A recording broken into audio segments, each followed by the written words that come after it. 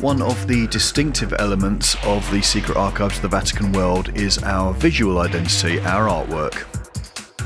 Our downloads, CDs, podcasts, mixtapes and websites have been an opportunity for us to have some fun with visual images. The science fiction and fantasy books, films and comics we've all grown up with have been a huge influence, as have our travels to various parts of the world, and in particular our interests in the cultures of the Middle East, the Indian subcontinent and Africa. So, how do we create our artwork? Often we start with a photograph. In many cases, particularly for the podcast, I'll hunt on the web for images that are old enough that copyright doesn't apply anymore, or that have been made available under a Creative Commons license.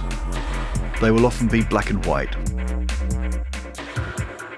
Here, I found an image that I'm going to use for the next Secret Archives of the Vatican release. It's a monochrome photograph, but has some colour already, a wash of pale yellow. I like it because the person has a cheeky grin and is playing a very cool instrument of a type that's found in West Africa. We've been listening to a lot of music from the western end of the Sahara just lately, and a couple of tunes we're working on for possible inclusion in the next release have a North African desert feel to them, so this might work very well. Sometimes it's as simple as adding some colour, adding some text, and it's ready to go.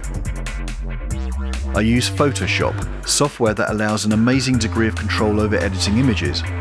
In this case, I strengthened the colour and ran some filters on it. One filter I ran is called posterization. As you can see, it adds an outline to every detail and makes it look like some kind of a print. I also have a graphics tablet which allows me to use Photoshop as if it were a more traditional medium.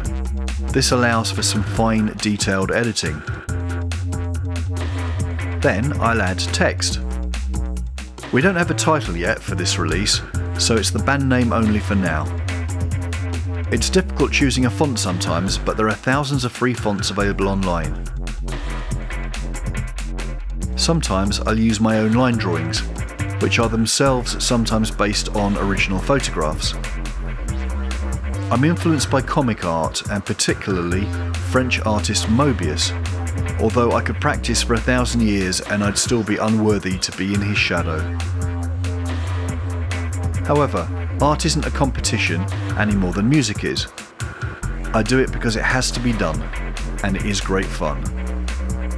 When I was a teenager, discovering for the first time all this amazing art and music, my reaction was, I want to do that. Modern technology and the internet have made it possible to do so, including making a video like this. Don't forget to keep up with all of Secret Archives of the Vatican's activities by visiting our website www.brokendrumrecords.com or track us down on Facebook.